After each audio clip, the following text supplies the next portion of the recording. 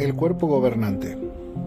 Este grupo de 9 hombres, que dirige actualmente la Organización de los Testigos de Jehová a nivel mundial, conformada por personas que dicen ser el conducto que Dios utiliza para poder dirigir a esos seres humanos que sean cristianos verdaderos, que por supuesto no son nada más y nada menos que los testigos de Jehová, obviamente, y así dar su directriz a todos esos que están sirviendo actualmente en el mundo.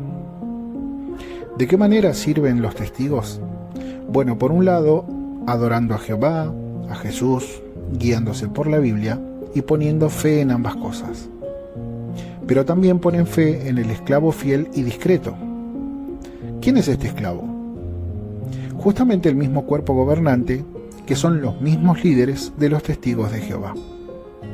Este esclavo fiel, prudente, discreto, hallado en el capítulo 24 de Mateo, en una forma en la que Jesús habló en dicha parábola, estos líderes de los testigos agarran esta parábola y la transforman en una profecía que debería cumplirse en nuestros días.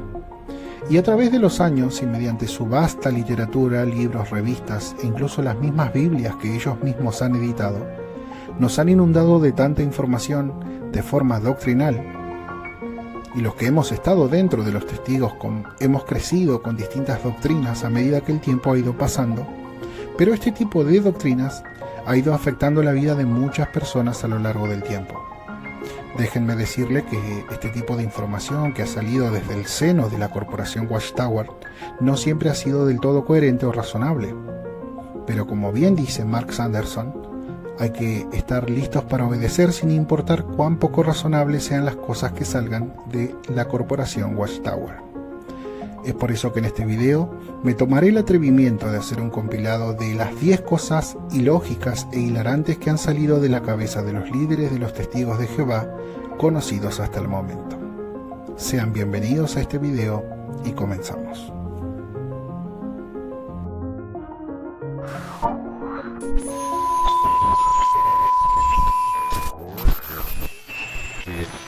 Así es, en este video veremos 10 de las cosas más locas, o si se quiere, absurdas, que han salido del alto mando de la organización Watchtower. Comenzaré con las 5 primeras, y luego Ricky finalizará con las 5 restantes. Pero antes de continuar, me gustaría agradecer profundamente a Ricky Black por haberme invitado a colaborar con él en este video. Número 10. Las no disculpas del cuerpo gobernante ante sus errores. Este punto quedó muy claro en el broadcasting de enero de este 2024, donde Jeffrey Winder anunciaba públicamente que el cuerpo gobernante no ofrecería disculpas en relación a los malentendimientos del pasado. Aunque con esto tenemos que entender por extensión que también se refiere a los malentendimientos del presente y sí, también del futuro. Por todo esto, no nos avergonzamos cuando se tiene que hacer algún cambio. Y tampoco es necesaria una disculpa por no haber entendido algo bien en el pasado.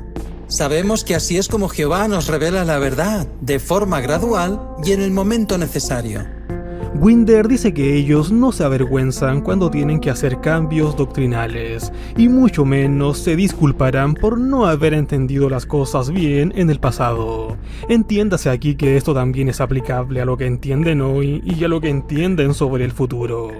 Y en este punto necesariamente tenemos que indagar sobre qué cosas del pasado, según el cuerpo gobernante, ha entendido mal y que hoy por ningún motivo se disculpará.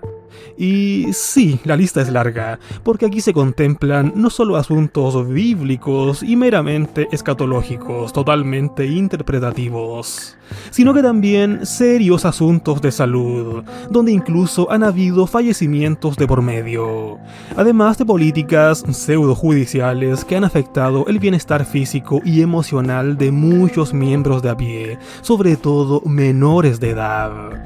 Y no menos importante, las falsas predicciones en relación al supuesto fin o Armagedón. La organización sabe que ha propuesto fechas que finalmente han resultado en chascos. La organización sabe que ha condicionado la vida social, laboral y educacional de sus miembros por estos motivos.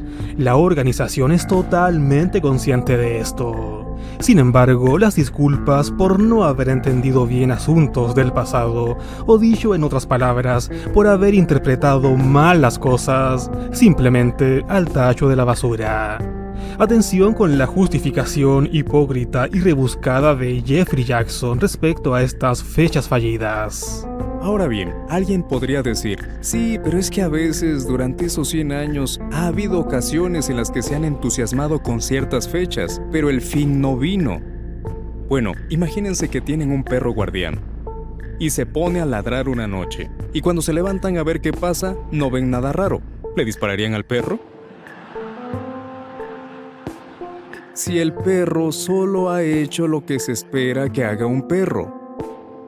Del mismo modo, el esclavo reconoce que, en su entusiasmo, a veces hemos dicho cosas que han podido decepcionar a algunos. Pero recuerden que el papel del esclavo fiel y prudente es mantenernos espiritualmente despiertos y alerta. Y piensen en esto, cuando llegue el día en el que Jesús venga a destruir este sistema malvado, ¿dónde quieren estar? ¿En la playa tomándose un martini? Toda fecha errónea propuesta e impuesta por la Watchtower y que hizo mella en las vidas de millones de testigos de Jehová de a pie, hoy es catalogada por el alto mando sin más como un simple exceso de entusiasmo por parte de la misma organización. Claro, si fuera otra la religión que propone fechas que finalmente resultaran en chascos, ahí sí se cumpliría, según la Watchtower, lo de ser falsos profetas. Una disculpa no te hace menos intachable o menos creíble, sino que por el contrario, reafirma la humildad y solemnidad de quien la provee. Pero, bueno, sabemos que el alto mando de la organización jamás ofrecerá disculpas públicas respecto a ello, donde, recordemos, también se engloban asuntos médicos y de salud, y entre ellos encontramos precisamente el tema a tratar en el punto 9. Trasplantes de órganos, sinónimo de canibalismo. Así es, durante al menos 12 años, los trasplantes de órganos fueron comparados a cometer canibalismo en los testigos de Jehová. Todo esto ya es contradictorio, porque a principios de los 50, por ejemplo, la misma organización catalogaría a los trasplantes como maravillas de la cirugía moderna, no condenándolos bajo ningún punto de vista. Sin embargo, a finales de los 60, la luz se haría más brillante y se comenzaría a condenar este asunto, y es aquí donde surge el concepto de canibalismo. Y, pues sí, la luz de la Watchtower se volvería a apagar comenzando la década de los 80, donde el asunto deja de ser condenado y ahora pasaba a ser un tema individual y de conciencia. La pregunta válida que aquí nos surge es: ¿quién responde por todas aquellas muertes que muy probablemente experimentaron muchos testigos de Jehová de los 70, donde los trasplantes de órganos estaban totalmente prohibidos en la Watchtower y eran vinculados al canibalismo? Por supuesto, es una de las tantas preguntas que con el tiempo ha ido quedando bajo la alfombra de la organización. Además, el acuñar el concepto de canibalismo no solo era algo que sería manejado en la interna del grupo. Milton Henschel, quien más tarde llegaría a ser presidente de la Watchtower, afirmaría esto también en una entrevista cedida a la prensa en un periódico. Según los testigos de Jehová de la época, el poseer un órgano o tejido humano de otro ser vivo, ahora para sí, sería de cierta manera canibalizar a la otra persona, algo totalmente condenable por Jehová. Cabe mencionar que este concepto de canibalismo también fue usado por cierto periódico de la época y también por cierto doctor, razones más que suficientes para que la Watchtower argumente que otros también usaban este concepto a la hora de hablar de transfusiones de órganos. El tiempo ha pasado y hablar de este tema hoy pudiera parecer ridículo a más no poder. Sin embargo, era precisamente lo predicado y estipulado por la Watchtower en algún momento de su corta historia como la verdad. Número 8. El supuesto cuerpo gobernante del primer siglo. una de las justificaciones más arraigadas del alto mando de la organización para identificarse con el concepto de cuerpo gobernante no solo ha sido Mateo 24:45, sino también basarse en un supuesto cuerpo gobernante que operaba, según ellos, entre las congregaciones de los primeros cristianos hace más de 20 siglos atrás. En el primer siglo, en el Pentecostés del año 33, se formó la congregación cristiana. Había un cuerpo gobernante de cristianos maduros, los apóstoles, quienes eran responsables de dirigir la congregación. Cuando algunos de ellos fueron ejecutados o murieron por enfermedad o por vejez, se nombró a otros ungidos para formar parte de ese grupo. Igualmente, el cuerpo gobernante de la actualidad no tiene una cantidad fija de miembros. En el primer siglo, el Espíritu Santo guiaba al cuerpo gobernante, y en asuntos doctrinales, incluso lo inspiraba. Hoy día, el Espíritu no lo inspira, pero sí lo guía. Según el cuerpo gobernante moderno de Warwick, el cuerpo gobernante antiguo de las Tierras Santas del pasado operaba puntualmente en los tiempos de Pablo, y estos tenían por objetivo básicamente la misma función que hoy ejerce el cuerpo gobernante sobre los testigos de Jehová del mundo entero. En otras palabras, un liderazgo absoluto. Lo curioso del caso, sin embargo, es que el concepto de cuerpo gobernante ni siquiera aparece en la Biblia. Pero aún así es un concepto acuñado una y otra vez en los discursos y publicaciones del grupo. Pues bien, ¿quiénes dirigían la congregación de Jerusalén en esas fechas? Bueno, la atalaya del 15 de mayo de 1997, página 16, párrafo 6, explica que, según parece, el cuerpo gobernante, compuesto por los apóstoles que aún quedaban vivos y por otros ancianos, se mantuvo muy activo en Jerusalén justo hasta el año 66 de nuestra era. Así que seguramente Pablo se refería a ellos cuando mencionó a quienes los dirigían.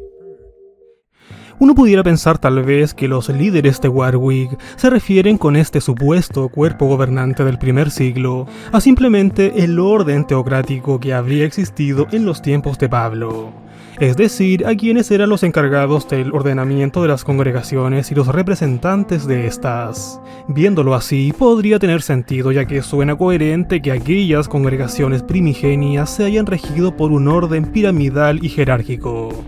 Pero en el papel no era así. Primero que todo, nada tiene que ver aquí el concepto impuesto a la fuerza de cuerpo gobernante. Y segundo, la concepción, la composición, el orden y todo el entorno social, cultural y hasta espiritual de estas primeras congregaciones, llamadas la mayoría de ellas como sectas, era tremendamente distinto y distante a la concepción organizacional que hoy tienen los testigos de Jehová. Es que simplemente no se puede comparar. La mayoría de estas eran sectas autónomas sin una jefatura central ubicada en cierta posición geográfica definida a la que sagradamente tenían que obedecer, como hoy sí lo hacen los testigos de Jehová. El querer establecer un parámetro totalmente contemporáneo a una cultura judía de hace 2 milenios atrás no es otra cosa que chantaje. Con esto se busca únicamente dos cosas: poder y sometimiento, además de intentar convencer a toda costa al testigo de Jehová de a pie a que éste conciba el liderato del cuerpo gobernante como un símil del liderato de los representantes de las primeras sectas cristianas. Sí, de aquel cuerpo gobernante primigenio, totalmente fantástico y totalmente inexistente. Número 7. El fraude de la casona Betzarim.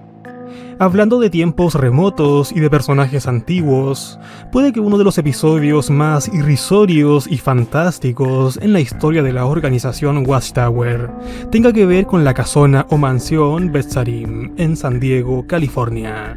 El año 1925 se acercaba y, según Joseph Rutherford, aquí tendrían que volver a la vida algunos de los patriarcas bíblicos del pasado, como Abraham, José, David, entre otros, quienes tendrían el papel de convertirse, según él, en príncipes de la tierra. Y sí, estos tendrían que resucitar en Tierra Santa, pero de una manera u otra tendrían que irse a vivir a Estados Unidos y aprender inglés. Si bien la casa fue construida en 1929, es decir, 4 años después del fiasco de 1925, para esta fecha todavía se hablaba de la pronta e inminente resurrección de los profetas bíblicos. De hecho, en 1937, y ante las burlas que esto generaría, la revista Atalaya diría: la prensa se ha burlado de Betzarim, pero esos fieles hombres antiguos estarán de regreso sobre la tierra antes que el Armagedón termine. Y por cierto, Rutherford habría elegido San Diego como hogar de los profetas porque, según él, el paisaje allí era similar al de Palestina y así estos se sentirían más en casa. Por cierto, puedes incursionar por tu cuenta en los detalles más sabrosos de todo esto en la publicación de la Watchtower El Mensajero del 25 de julio de 1931. En esta también se decía que durante la década del 20, Rutherford habría comenzado con problemas de salud, por lo que su médico le habría recomendado irse a vivir a un lugar más cálido. Este residía en Nueva York, con inviernos crudos. Y sí, San Diego fue ese lugar cálido elegido. Así es que rápidamente miembros voluntarios del grupo religioso se pondrían en campaña para la compra de una casona grande cerca del mar, a la que luego llamarían Betzarim, o la Casa de los Príncipes. Porque, sí, allí en teoría tendrían que irse a vivir no solo Rutherford, sino que también los futuros príncipes de la Tierra. Por lo tanto, la lógica era la siguiente: Rutherford habitaría la casona para, según él, mejorar su salud, pero con la condición de cederles el hogar posteriormente a los patriarcas bíblicos cuando estos resuciten. De hecho, la revista The Golden Age del 19 de marzo de 1930 publicaría la escritura de la propiedad, cedida en primera instancia a la sociedad Watchtower y en segunda instancia a los patriarcas bíblicos, quienes por supuesto nunca volvieron a la vida. Los años pasaron y Betzarim seguía convirtiéndose no solo en centro de burlas, sino que también en un elefante blanco desocupado y caro de mantener, por lo que sería vendida en el año 1947, 5 años después de la muerte de Rutherford, quien sería finalmente el único personaje de esta historia que se beneficiaría de la propiedad y sus jardines. Betzarim se contemplaba como un lugar eterno, donde el Espíritu Santo de Jehová reinaría y los príncipes bíblicos del pasado tendrían sus aposentos. No muy distinto a cómo los testigos perciben hoy en día a las instalaciones y construcciones inmobiliarias de la organización, las cuales, por cierto, crecen a pasos agigantados, y las cuales, según el propio cuerpo gobernante, permanecerán después del Armagedón. Número 6. Inmuebles y complejos para el paraíso. Fue durante las últimas décadas del siglo XX donde se produjo el boom inmobiliario de la organización Watchtower. En este periodo levantarían salones del reino y sucursales de Betel alrededor de todo el mundo. En la interna, más doctrinal en tanto, se insinuaba de forma sutil y no tan sutil la alta probabilidad de que Armagedón acontezca antes de finalizar este siglo XX. Por supuesto, esto no aconteció. Aún así, ya era bastante contradictorio el, por un lado, preparar mentalmente a sus miembros de a pie para una supuesta catástrofe apocalíptica inminente, y por otro lado, seguir construyendo inmuebles. Hoy en día la organización ha llevado aquella situación al límite. Se sigue usando el viejo discurso del inminente Armagedón, cuando por otro lado la Watchtower construye inmuebles, ahora de hecho muchísimo más grandes y apoteósicos a los que solía construir hace algunas décadas atrás. ¿La justificación para esto? Sí, aquellos edificios se tendrían que ocupar y también finalizar en el paraíso Testigil. Pero algunos dirán, ¿y por qué el cuerpo gobernante ha emprendido 2 proyectos así cuando el fin está tan cerca. Quizás no acabemos ninguno antes de que llegue el fin. Pero en realidad no sabemos cuándo llegará ese día. Nadie sabe cuándo vendrá. Tal vez estos proyectos, de ser necesario, puedan finalizarse después de la gran tribulación y aprovecharse al máximo en el nuevo mundo. El mejor ejemplo para esta justificación irracional es el megaproyecto en Ramapo. En 2019 se anunciaba públicamente la noticia de este megaproyecto. Se decía que comenzaría a levantarse en 2022 para finalizarlo en diciembre de 2026 y muy probablemente para recién comenzar a operar durante el 2027. Es decir, al menos 7 u 8 años desde el anuncio hasta su completa finalización y funcionamiento. En 7 u 8 años, cualquier joven testigo pudiera sacar alguna buena carrera universitaria y titularse. Pero no, los planes a largo plazo dentro de los testigos no contemplan al miembro de a pie. Los planes a largo plazo solo atañen a la organización y a sus proyectos. Sabemos que la justificación irracional para esto es que Jehová quiere que el proyecto se ejecute y que aquellos edificios se utilicen después del Armagedón, donde además, sí, se seguiría construyendo. La sociedad teocrática de Jehová que sigue adelante será una empresa en funciones, una organización en marcha adelante, hasta el mismo momento en que la grande tribulación comience y hasta que termine. Hace años, cuando comenzaron a funcionar los LDC, les dije a los hermanos que todo el trabajo que hacemos ahora es una preparación para el nuevo mundo. Van a seguir construyendo. Después de Armagedón van a seguir trabajando y capacitando a más hermanos. Decir que hoy se necesita levantar y construir un proyecto para terminarlo o para ocuparlo en el paraíso carece completamente de sentido, porque allí los testigos tendrían una eternidad para construir, y al menos un siglo antes de que los resucitados supuestamente vuelvan a la vida. El construir inmuebles solo forma parte del negocio inmobiliario de la organización, donde miles y miles de testigos de Jehová dedican su vida voluntariamente y completamente gratuita al servicio de esta. Pensemos aquí en los antiguos edificios de la organización en Brooklyn, Nueva York. Obras adquiridas y construidas en el siglo XX, donde el Espíritu Santo de Jehová supuestamente reinaba, y donde se esperaba que este lugar, sí, el más sagrado de la tierra, permanezca después del Armagedón, y donde posteriormente todos los complejos de edificios repartidos por la ciudad serían vendidos al mundo del diablo, en casi $1.000 millones, y para luego la Watchtower irse a construir un megaproyecto el doble de grande con mano de obra gratis, a las orillas de un lago paradisiaco, y donde ahora el Espíritu Santo de Jehová se habría trasladado. ¿Es acaso razonable suponer que una entidad supuestamente celestial e inconmensurable necesite construcciones materiales para su adoración? ¿Es acaso razonable suponer que esta entidad quiera que estas construcciones se levanten ahora para terminarlas después del Armagedón? ¿En qué parte de la Biblia aparece todo esto?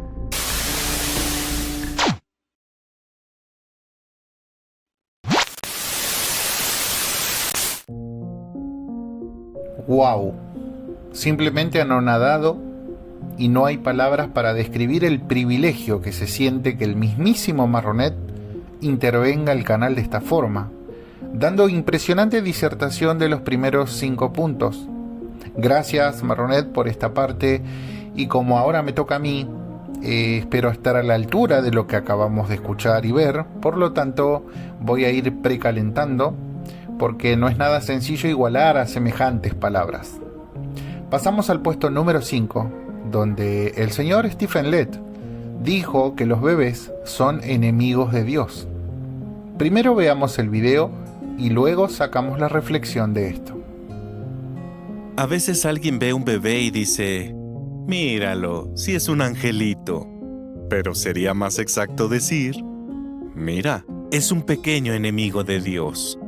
Para entrar un poco en contexto, primero hay que saber desde qué base el señor Lett se refiere a que los bebés son enemigos de Dios. Para poder entenderlo mejor en este caso, aquí Stephen se estaría refiriendo al pecado heredado, ya que somos imperfectos de nacimiento.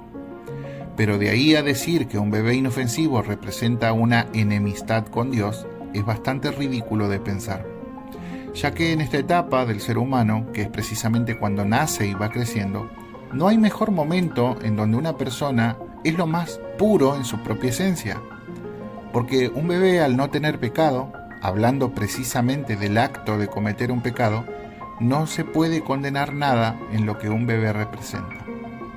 De todas maneras, las palabras del señor Lett tienen un trasfondo basado en la doctrina watchtoweriana, que siempre tiende a dirigir sus enseñanzas de tal forma que no importa cuán inapropiadas suenen, sino que cumplan su objetivo, y que es justamente que mientras son niños y permanezcan en la doctrina de los testigos, dejarían de ser enemigos de Dios al bautizarse como miembro activo de la comunidad, y siempre lo han dado a entender así.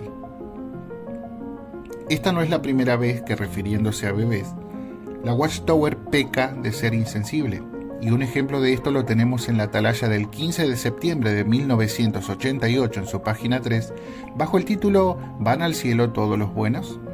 Comienza diciendo: la muerte de un hijo querido puede ser la experiencia más traumática para unos padres. ¿Dónde estará nuestro hijo ahora?, preguntan. ¿Estará en el cielo u otro lugar similar? La mayoría de las religiones enseñan que los bebés que mueren van al cielo.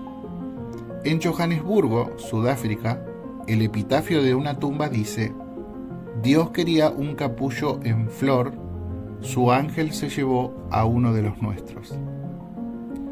Pero bien pudiera preguntarse por qué debería querer Dios un capullo en flor cuando, según la creencia popular, ya tiene tantos. Gracias, Watchtower. Gracias. Es ilógico creer que en esta etapa tan inocente una persona pueda llegar a ser enemigo de Dios solo por el hecho de haber nacido. Quizás si Stephen Lett hubiera dicho que en vez de ser enemigos de Dios nacemos siendo imperfectos, como siempre la organización lo ha recalcado históricamente, a lo mejor no hubiese sonado tan chocante. La cuestión es que estas palabras constituyen una contradicción de lo que el mismo Jesús había pronunciado en su tiempo aquí en la tierra cuando dijo en el registro de Marcos 10, 14 y 15 las siguientes palabras. Al ver esto, Jesús se indignó y les dijo: dejen que los niños se acerquen a mí, no traten de impedírselo, porque el reino de Dios es de los que son como ellos. Les aseguro que el que no acepte el reino de Dios como un niño, jamás entrará en él. Como bien marca el texto, Jesús se estaba refiriendo a la condición de niño, la bondad que tiene un niño, la predisposición que tienen los mismos hacia la enseñanza, a diferencia de la etapa de la adultez, ¿no? Y de hecho dio a entender que quien no fuera como un niño, en este sentido, muy difícilmente tendría la aprobación de Dios. Pero según Stephen Lett, Jesús se estaba hablando o se estaba refiriendo a niños que son enemigos de Dios. Sonaría un poco contradictorio entonces decir que si no somos enemigos de Dios, como un niño, no heredaremos su reino. Lo más hilarante es lo que pasaría después, porque las palabras del señor Lett serían opacadas por otro miembro de la organización, ya que tenemos a un Stephen Lett diciendo que nacemos siendo enemigos de Dios, y por otro lado tenemos a otra persona diciendo totalmente lo contrario. ¿Qué se necesitaría entonces para poder tener esa amistad, tanto con Dios como con Jesús? Bien, veamos el video. El texto nos recuerda que debemos usar nuestras posesiones materiales para hacernos amigos de Jehová y de Jesús. Es verdad que Jehová lo tiene todo, pero cuando ve que hacemos sacrificios y somos generosos, se siente feliz. Y eso nos lleva a una buena relación con Él, o, como dice el texto de hoy, a hacernos sus amigos. Sigamos siempre dando de lo que tenemos. Si seguimos haciendo sacrificios, tendremos la inmensa alegría de ser siempre amigos de Jehová y de Jesús. Puesto número 4. algunos supuestos ungidos tienen problemas mentales. Para poder entender este tema hay que saber primeramente de que los testigos de Jehová creen que hay un número específico de 144.000 personas que irán a reinar con Cristo como reyes luego de que el sistema de cosas termine y que estos irían a pelear al lado de Jesús contra las hordas de Satanás y sus demonios. Luego reinarán por 1000 años en un reinado paradisíaco luego de que Armagedón finalice. El tema está en que estos 144.000 personas son humanos que vivieron y viven aquí en la tierra y que al morir resucitarán como espíritus e irán al cielo y esperarían a que este número se complete, ya que los testigos de Jehová dicen y sostienen que este número de 144.000 es un número literal. Partiendo de esta base, en los años 90 la organización año tras año sacaba un informe anual en un librito llamado Anuario de los Testigos de Jehová, donde se registraban ciertos números contabilizados a nivel mundial a modo de balance anual los números de la organización. Por ejemplo, la cantidad de publicadores, la cantidad de bautizados, la cantidad de horas predicadas, etc. Y en parte se decía cuántos ungidos quedaban en la tierra. Estos ungidos, repito, son los que al morir formarían parte de los 144.000. Sí, esos 144.000 que la Biblia habla en el libro de Apocalipsis. Hago un repaso de algunos anuarios de la época para saber la cantidad de ungidos que había desde el año, por ejemplo, 1998 al 2009. ¿Por qué hago este repaso? Bueno, justamente porque el testigo de a pie en aquel tiempo, y seguramente si fuiste un testigo activo de aquellos años y viviste esa época, sabrás bien que la creencia en este tiempo era de que a medida que fuera disminuyendo el número de ungidos vivos aquí en la tierra, significaba que Armagedón estaba cada vez más cerca. Siempre se decía que estos últimos ungidos que quedaban estaban muy mayores, muy viejitos, avanzados en edad, y que irían muriendo y de a poco el número de 144.000 se iría completando en el cielo. Esto obviamente era la señal inminente de que estábamos viviendo en los últimos días, de que cuando muriera ya el último no habría escapatoria para los malvados porque el fin del mundo estaba encima. Entonces la expectativa siempre estaba sobre el número de ungidos que quedaba en la tierra, y el sentido de urgencia en cada testigo de Jehová se hacía notar también. ¿Cómo se sabía el número de ungidos? Bueno, la manera de saberlo era leyendo el anuario en la parte donde decía cantidad de participantes que había en cada conmemoración de la muerte de Jesús año tras año. Esto no es lo mismo que la asistencia a la conmemoración, sino aquellos que participen del pan y del vino, lo que conllevaba a que beban y coman del pan, ya que ellos eran los únicos, según los testigos de Jehová, que podían beber y comer de los emblemas que representan la sangre y carne de Jesús. Bien, explicado esto, entonces repasemos los anuarios.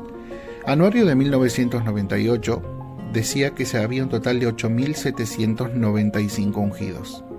En el anuario del 99, 8.756 ungidos. En el anuario del 2000 se decía que había un total de 8.755. 2001, 8.661. Año 2002, 8.730. ¿Qué fue lo que pasó aquí? Al parecer, en vez de disminuir el número, subió. Se sumaron 69 ungidos. No creo que hayan resucitado. Pero bueno, sigamos. Para el anuario del 2003 había un total de 8.760 ungidos. Anuario del 2004, 8.565 ungidos. Para el anuario del 2005, 8.570 ungidos. Anuario del 2006, 8.524 ungidos.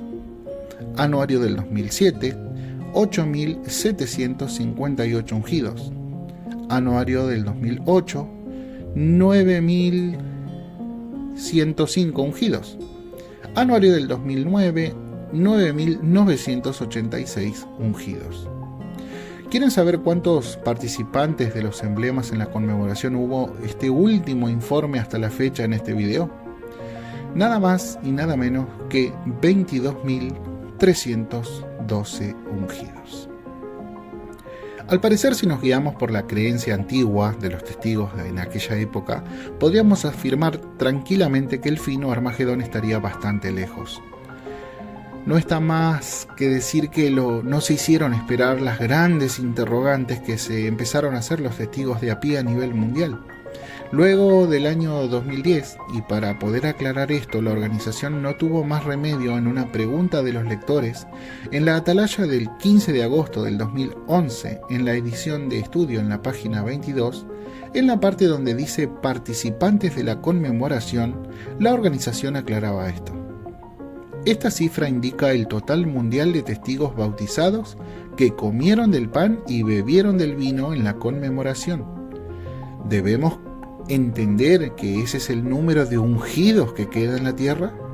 No necesariamente.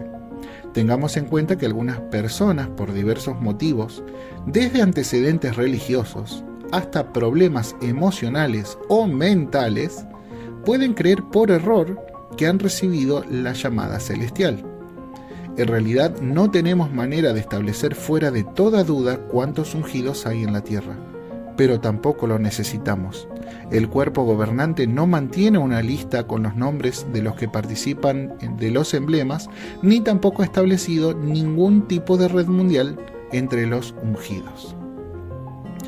Es irónico que el mismo cuerpo gobernante, estos hombres que lideran a los testigos de Jehová, admitan en esta atalaya que se puede llegar a tratar de una patología mental o emocional percibir al Espíritu Santo mediante un llamamiento celestial.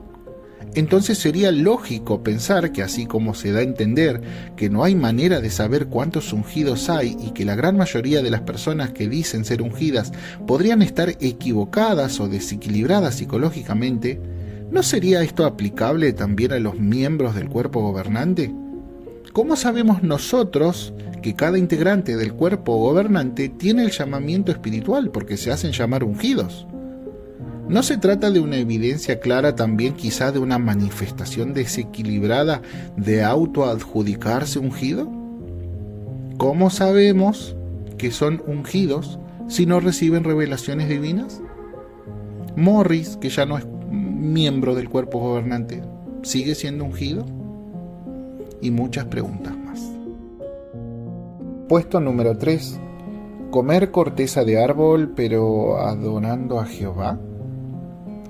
Es muy conocido, no solo en los testigos de Jehová, sino en tantas organizaciones religiosas, el normalizar la pobreza, en desalentarlos en buscar posesiones económicas, en trabajos que le puedan beneficiar económicamente, el desalentar los estudios superiores y en hacer creer que estando pobre están bien, siempre alentando a que den lo mejor de sus cosas, tanto tiempo, esfuerzo, bienes materiales a la causa de la fe que profesan, siempre diciéndoles de que esto no es para la organización, no es para ninguna persona en sí, sino que lo hacen para Dios y que al hacerlo recibirán muchas bendiciones de su parte.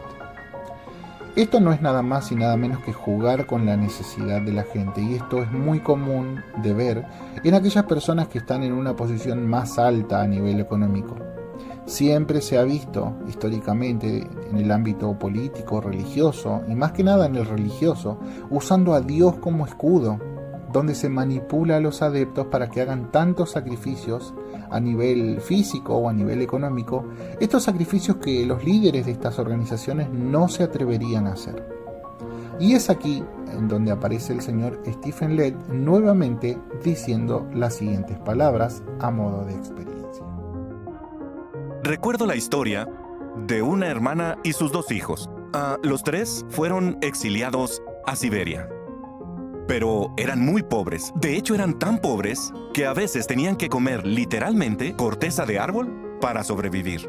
Pero eran felices porque todos servían a Jehová. Sin embargo, con los años, esta familia tuvo la oportunidad de emigrar y mudarse a Estados Unidos. Los 2 hijos de esta hermana consiguieron muy buenos trabajos. Les pagaban bien, pero al tener más dinero, los 2 abandonaron la verdad. La hermana contó entre lágrimas: preferiría volver a Siberia y seguir comiendo cortezas de árbol, pero que mis hijos siguieran en la verdad. Esta experiencia, cuando la escuché, primero no di crédito a estas palabras porque a lo mejor se trataba de esas experiencias fantasmas que quizás cuenta la Watchtower con el fin de poder alentar. Y no digo que no lo sea, pero vamos a suponer que en este caso sea cierta esta experiencia. Esta señora con sus 2 hijos en Siberia, imagínate que está en una mini cabaña donde no tienen calefacción, se están muriendo de hambre prácticamente, porque si tienen que llegar al extremo de poder comer corteza de árbol. Sin embargo, Stephen Lett la da como una señora feliz, la muestra como una señora feliz a ella y a sus 2 hijos por el hecho de simplemente servir a Dios. Esto lo está diciendo alguien como el señor Stephen Lett, que no pasa por esta necesidad y no la va a pasar, no va a pasar por esta necesidad. Pero nuevamente repito, suponiendo que el ejemplo que dio Stephen Lett sea cierto. Señor, ¿cómo puede usted normalizar algo así? ¿Cómo puede poner como ejemplo una experiencia así para buscar alentar a los testigos de Jehová de que pongan en primer lugar a Dios sin satisfacer primeramente sus necesidades básicas como es comer? Me gustaría saber a mí si alguno de los líderes de los testigos de Jehová estaría dispuesto a comer corteza de árbol durante mucho tiempo con tal de servir a Dios. Esto obviamente significando que tuvieran que perder toda la riqueza y la comodidad de la que disfrutan actualmente en el presente allí en Warwick, a costa de todos los testigos de a pie. Estas palabras no solo son aberrantes, poniendo como ejemplo a una madre que prefiere ver a sus hijos comer corteza de árbol antes de que tenga sus necesidades básicas cubiertas, sino que esta experiencia también es egoísta, porque lo dice alguien que en su vida va a pasar por algo así, de tener que contentarse con algo mínimo para poder comer. Y créanme que esta realidad es la que viven muchos testigos actualmente. Simplemente despiadado e hilarante dar un ejemplo así. Puesto número 2. Negativa de transfusión de sangre a mascotas. Casi todo el mundo sabe sobre las políticas que tienen los testigos de Jehová sobre las transfusiones de sangre y que detrás de esta política hay motivos de doctrina y connotaciones bíblicas que usan a su favor, implicando y rozando los límites hasta dónde puede llegar la creencia religiosa. Si bien esto es respetable, pero hay que reconocer que desde 1945 los testigos de Jehová han rechazado las transfusiones de sangre basándose en la interpretación de varios pasajes bíblicos. Por ejemplo, un texto de los más conocidos, Hechos 15, 28 y 29.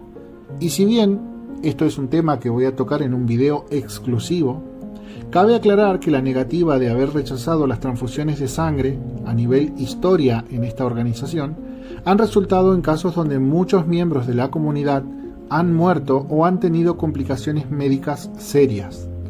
Y aquí es donde viene lo ilógico, ya que esta doctrina, sorprendentemente, en estas políticas de la Watchtower, se extiende también a las mascotas de los testigos de Jehová, quienes tampoco recibirían transfusiones bajo la misma lógica bíblica. Esto significa que si una mascota de un testigo tiene una emergencia de vida o muerte y sea necesaria una transfusión, el testigo de Jehová preferirá dejar morir a su mascota antes de permitirle recibir una transfusión de sangre. La atalaya del 15 de julio de 1964, en la sección Preguntas a los lectores, donde preguntarían si sería una violación de las Escrituras el que un cristiano permitiera que un veterinario le administrara transfusiones de sangre a un animal doméstico, el párrafo 3 contestaba de esta forma. ¿Cómo entonces tenemos que contestar la pregunta de si sería una violación de las Escrituras el que un cristiano permitiera que un veterinario administrara transfusiones de sangre a un animal doméstico? Positivamente, el hacerlo sería una violación de las Escrituras. El usar sangre para propósitos de transfusión, aún en el caso de un animal, sería incorrecto. La Biblia muestra muy claramente que la sangre no se debe comer, no se debe introducir en el cuerpo, por lo tanto, para edificar las fuerzas vitales del cuerpo ni en el caso de humanos, ni en el caso de un animal doméstico, ni ningún animal que estuviera bajo la jurisdicción del cristiano. Podríamos analizar esta política que tiene la organización Watchtower para sus adeptos de dos argumentos distintos.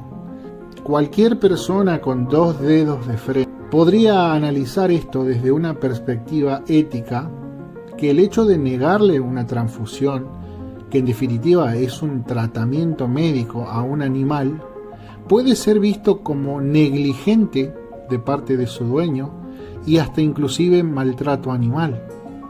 Las mascotas sabemos bien que dependen completamente de sus dueños para recibir los cuidados adecuados y tomar la decisión médica, en caso de que sea de vida o muerte, corresponde pura y exclusivamente al dueño.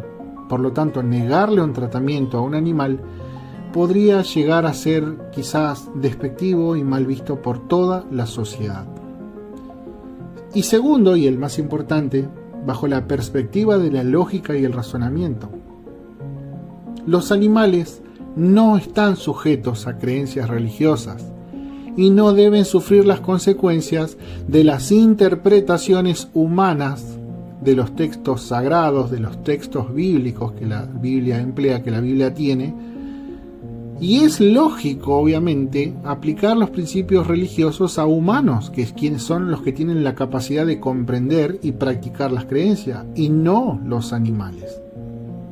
La política de los testigos de Jehová respecto a las transfusiones, especialmente aplicadas ahora en este caso a mascotas, es una problemática desde varias perspectivas si lo ponemos a analizar. Sería importante también reflexionar sobre hasta qué punto deben las creencias religiosas influir en las decisiones que afectan la vida y el bienestar de tanto las personas que viven en el seno de una familia testigo de Jehová, incluyendo también a los animales domésticos.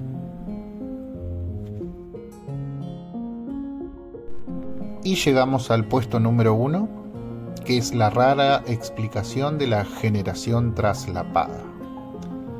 Esto, amigos, es la cosa más ilógica que los líderes de los testigos de Jehová han dicho hasta la fecha. Analicemos brevemente este tema porque es un tema complejo, extenso de explicar, que me gustaría hacer un video exclusivo sobre el tema, pero resumámoslo de esta forma. Año 1914, año clave para la teología de la organización Watchtower, y es la fundación base de muchas otras enseñanzas y doctrinas que han enseñado hasta el día de hoy. Los testigos han esperado desde este año la llegada de Armagedón porque sostienen que desde este tiempo en adelante comenzaron los últimos días. Basándose en el texto de Mateo 24, 33 y 34 y analizado en contexto, precisamente Jesús hablaba de las señales que marcarían los acontecimientos previos antes de su llegada y presencia. El texto dice así: luego de esto Jesús dijo, lo mismo ustedes cuando vean estas cosas, sepan que Él está cerca, a las puertas. Les aseguro que esta generación de ningún modo desaparecerá hasta que sucedan todas estas cosas. Basándose en este registro, la organización tomó como una verdad absoluta el hecho que la generación a la cual Jesús hacía referencia fue la generación de personas ungidas por Espíritu Santo que vivió los acontecimientos de 1914 en adelante y vieron la señal de la presencia de Cristo, y que desde ese momento en adelante empezarían los últimos días. Y no harían otra cosa que a partir de este año sacar publicaciones recordando la urgencia en la que habría que vivir de ahí en más, ya que nuevamente Armagedón estaría a las puertas. Repasemos algunos fragmentos de la época. El libro de 1984, Sobrevivientes que entran en una nueva tierra, en su página 184 decía lo siguiente: ahora la cuenta de tiempo, que ha adelantado durante unos 6 milenios, se acerca a su hora cero.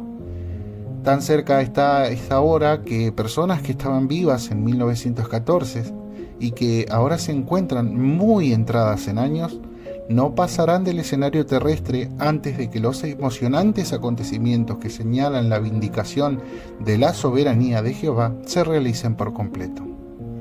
Libro Razonamiento a partir de las Escrituras. Algunos de los que vieron los acontecimientos que ocurrieron en 1914 también verán la destrucción completa del mundo inicuo actual. Para resumirlo, ya que es un tema bastante extenso, podríamos decir que desde 1927 la organización Watchtower, pese a que esta generación fue cambiando de identidad con el paso del tiempo, en definitiva y a grandes rasgos, esta identidad fue dirigida a los ungidos y así lo sostuvieron hasta inclusive el año 2008, donde la atalaya del 15 de febrero de este año decía lo siguiente: como grupo, estos ungidos componen en tiempos modernos la generación de contemporáneos que no pasará hasta que sucedan todas estas cosas. Esto parece indicar que algunos hermanos ungidos de Cristo aún estarán vivos en la tierra cuando comience la predicha gran tribulación. Pero sabemos que estas personas que vivieron estos acontecimientos estaban pronto a morir. Urgía inminentemente cambiar o modificar esta doctrina antes de que muriera el último, ya que si no, no se cumpliría esta profecía, entre comillas. Recordemos que Jesús había dicho que la generación no pasará antes de que sucedan estas cosas. Por lo tanto, 2 años después de esta revista del 2008, en el 2010, sale la nueva luz. La atalaya del 15 de abril del 2010 decía lo siguiente: aunque no se puede calcular cuánto dura esta generación, hay que tener presente un hecho. La palabra generación suele referirse a personas de distintas edades cuyas vidas se traslapan durante un periodo que no es demasiado largo y que tiene fin. Entonces, ¿cómo debemos entender el comentario de Jesús sobre esta generación? Todo indica que la vida de los ungidos que estaban en la tierra en 1914, cuando comenzó a manifestarse la señal de la presencia, se traslaparía con la de otros ungidos que verían el inicio de la gran tribulación. Esta generación tuvo principio y también tendrá fin. El cumplimiento de los rasgos de la señal muestra que la tribulación tiene que estar cerca. Es tiempo de permanecer alerta y actuar con urgencia. Si así lo hacemos, demostraremos que estamos al día con la iluminación más reciente y que seguimos la guía del Espíritu. De hecho, una imagen detallada en el libro El reino de Dios ya está gobernando muestra 2 grupos generacionales: el grupo de los ungidos de 1914 y el grupo que se sobrelapa o se traslapa de ungidos que están vivos hoy. Ahora bien, tengamos en cuenta que una generación no corresponde ni de cerca a lo que la Watchtower intentó meter de forma violenta en las mentes de los pobres testigos hasta ese momento, que esperaban con ansias el Armagedón en esos años. La generación que mencionó Jesús para la Watchtower representó 2 generaciones. ¿En qué parte de la Biblia se menciona esto? Una pregunta: en esta imagen, ¿cuántas generaciones ve usted aquí? ¿Podría afirmar en esta foto que estas generaciones representan una sola? Suena ilógico, ¿verdad?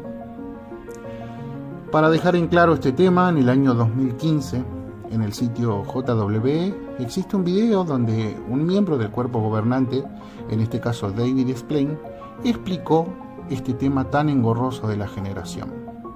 Y estoy seguro que hasta el día de hoy, cualquiera de nosotros, si le preguntamos a cualquier testigo de Jehová que encontremos por la calle que nos explique detalladamente este tema, simplemente no sabrá explicarlo. Veamos el video. ¿Les gustaría entender con mayor facilidad este punto de la generación? Una forma sencilla de explicarlo es tomar como base al hermano Fred W. Franz. En la gráfica aparece como FWF. Como dijimos antes, el hermano Franz nació en 1893. Se bautizó en noviembre de 1913. De modo que en 1914, como ungido del Señor, vio la señal y comprendió lo que ésta significaba. El hermano Franz vivió muchos años. Terminó su servicio en la tierra a los 99 años, en 1992. ¿Conoce usted a muchos que ya fueran ungidos en 1914 y que vivieran más que el hermano Franz? Quizás haya habido algunos, pero no muchos. Ahora, solo para entenderlo mejor, imaginemos que el hermano Franz fue el último miembro del primer grupo de ungidos, es decir, del grupo que ya había sido ungido en 1914 y que vio la señal y siguió sirviendo fielmente. No estamos diciendo que el hermano Franz fue el último, no lo sabemos, pero vamos a suponerlo. Para que alguien formara parte de esta generación, dicha persona debería haber sido ungida antes de 1992, porque tendría que haber sido contemporáneo de algunos de los del primer grupo. Recalcamos que no queremos decir que el hermano Franz haya sido el último miembro de este grupo, solo lo usamos como ejemplo, como punto de referencia. Cualquier persona que haya sido ungida después de 1992 sería parte de los ungidos, pero no sería parte de esta generación, y Jesús dijo que esta generación no pasaría hasta que sucedieran todas estas cosas. ¿Se van dando cuenta de cómo se relaciona todo esto con la urgencia del tiempo en que vivimos? Alguien quizás diga, sabemos que algunos ungidos estarán en la tierra cuando estalle la gran tribulación. Pero, ¿quién sabe si Jehová no ungirá a más personas en los próximos años? Y estos leerán sobre nosotros en una versión actualizada del libro Proclamadores. Pues, la respuesta es sencilla. Cualquiera que fuera ungido de ahora en adelante, no sería contemporáneo de los ungidos del primer grupo, porque estos ya murieron. No entendieron nada, ¿verdad? Bueno, yo tampoco, y creo que nadie lo ha hecho. Pero esto, amigos, es la cosa más ilógica, antibíblica y ridícula que ha dicho el cuerpo gobernante hasta la fecha. Nada más y nada menos que un simple intento de alargar más el periodo de los últimos días. Mientras tanto, el Armagedón seguirá esperando hasta que le den un nuevo significado a esta generación y se le prenda la lámpara a alguno de los miembros del cuerpo gobernante y saquen un nuevo entendimiento, y así pasarán los años y años hasta que quizás ya se queden sin ideas. Esto ha sido el video, y a continuación me gustaría dar unas palabras de finalización a modo de reflexión para dos grupos de personas. Primero es el grupo de esas personas que no conocen a los testigos de Jehová, poder explicar cuál es la función por la cual hacemos estos videos. Y el segundo grupo al cual se dirigirá mi amigo Marronet son aquellas personas que tuvieron contacto con testigos de Jehová, son testigos de Jehová o incluso ex testigos de Jehová o PIMOS que están dentro de la organización. Espero que este video les haya gustado y a continuación las palabras de reflexión. Hey, sí, a vos te hablo, que quizás seas una persona que crea o no crea en Dios y no tengas una religión en concreto. A vos que te la pasás viendo quizás temáticas varias, tanto en televisión, en los distintos medios de información como redes sociales, sin ser partidario de ningún lado, ni del lado A ni del lado B, pero que te gusta mirar desde el lado de afuera. A vos te digo que tengas cuidado, porque no solo los testigos de Jehová pueden quizás algún día llegar a tu puerta o a toparse contigo en la calle y quizás tratar de convencerte.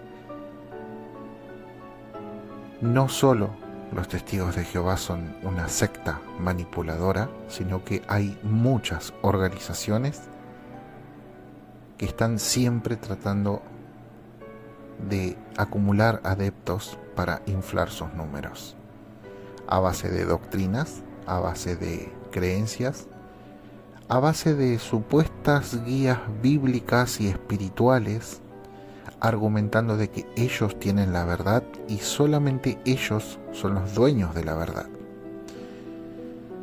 Si no posees conocimiento alguno, es muy probable que te capten y te muestren gradualmente de que quizás ellos son la religión verdadera.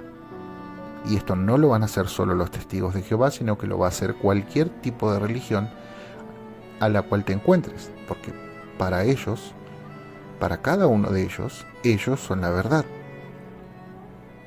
Me gustaría poder aconsejarte de que primero te informes. Cada estructura, cada organización en la cual intente convencerte de sus doctrinas, siempre van a empezar por el lado A, luego por el lado B, por el lado C, y sucesivamente harán que de forma voluntaria hagas los cambios necesarios para poder acoplarte a sus ideas y a sus doctrinas. Hasta llegado el momento en que serás uno de ellos, formarás parte de ellos sin haberte dado cuenta. Y lo más triste es que lo vas a hacer contento sin saber o sin tener conciencia dónde te has metido. Te habla una persona que ha salido de los testigos de Jehová y ha vivido en carne propia, tanto así como los miles y miles de ex testigos que hay hoy. No te quiero hablar como quizá ex mormón, ex evangelista, ex protestante, ex lo que se te ocurra, pero sí te puedo dar una experiencia vivida como ex testigo de Jehová. Y muchas organizaciones se manejan de la misma forma.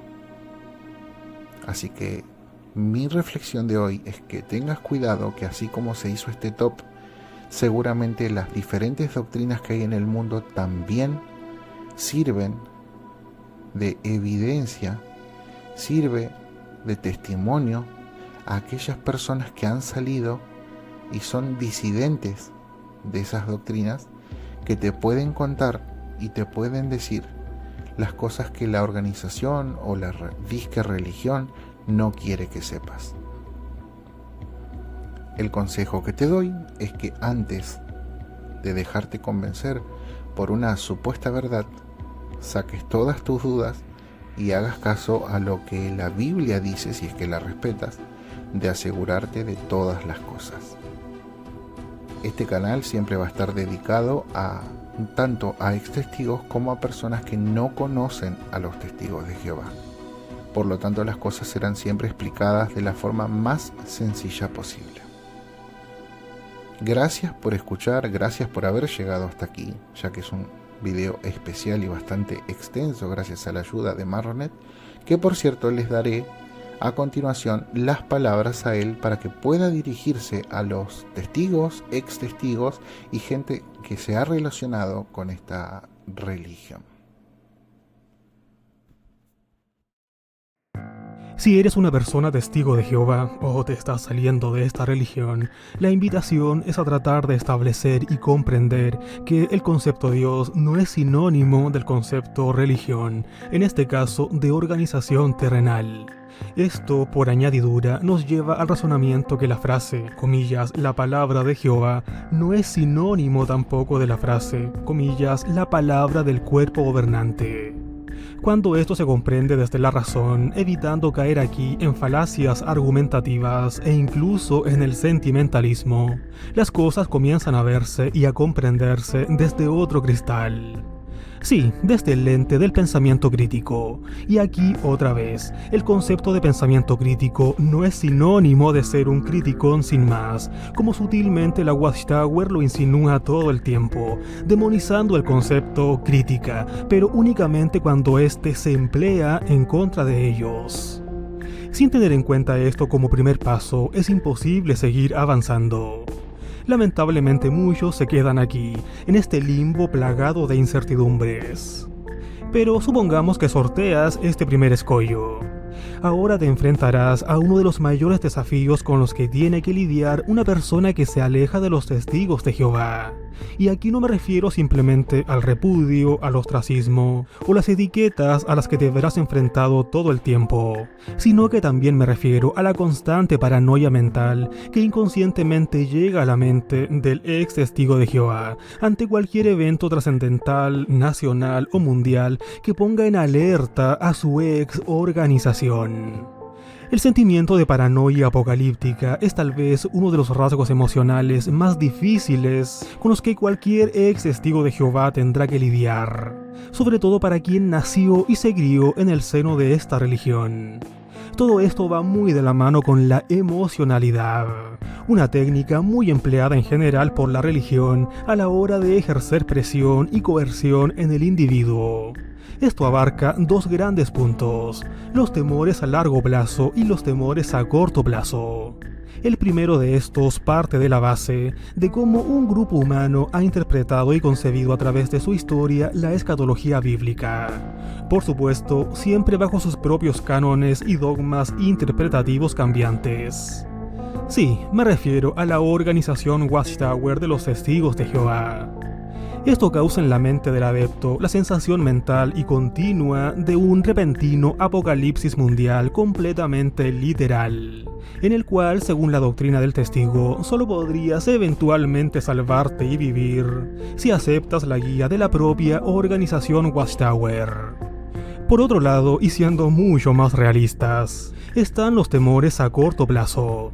Estos se refieren a todas esas cosas que, siendo testigo de Jehová, se te dijo que te pasarían en el mundo del diablo si te alejabas de la organización. Sí, que perderías el favor de Jehová, que te volverías inicuo, que te volverías amador de placeres, teniendo una vida totalmente infeliz y pecaminosa. No será fácil enfrentar el mundo real con tamañas cargas emocionales a cuestas. Es un escollo difícil de sortear, pero no imposible. A algunos les lleva meses, a otros años. La idea es que cada quien camine a su ritmo, pero nunca perdiendo el enfoque principal, el sentirte bien y pleno contigo mismo.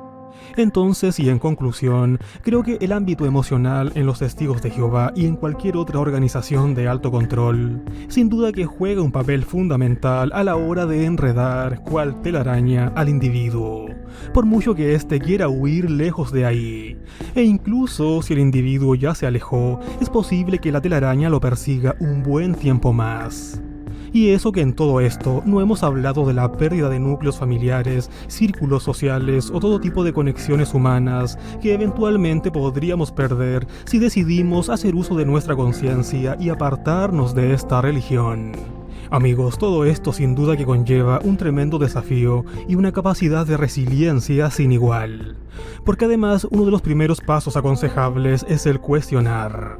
Y pues sí, lo más probable es que en esta religión, en los Testigos de Jehová, se te enseñó que cuestionar era bueno, siempre y cuando cuestionaras las demás religiones. Porque cuestionarlos a ellos como Testigos de Jehová, no. Se te dijo que eso era ser falto de fe y estar en contra de Jehová. Pero ya comprenderás que aquella pudiera ser perfectamente una de las mayores falacias que alguna vez se te dijo en la vida. Entonces tenemos que comenzar desde la médula, desde lo básico, para luego poco a poco ser capaces de ir abriendo puerta tras puerta hacia la tan añorada libertad. Hasta aquí el video, amigos. Agradezco a Ricky Black por haberme invitado a ser parte de esto. Un fuerte abrazo lleno de libertad y buena salud a todos. Adiós.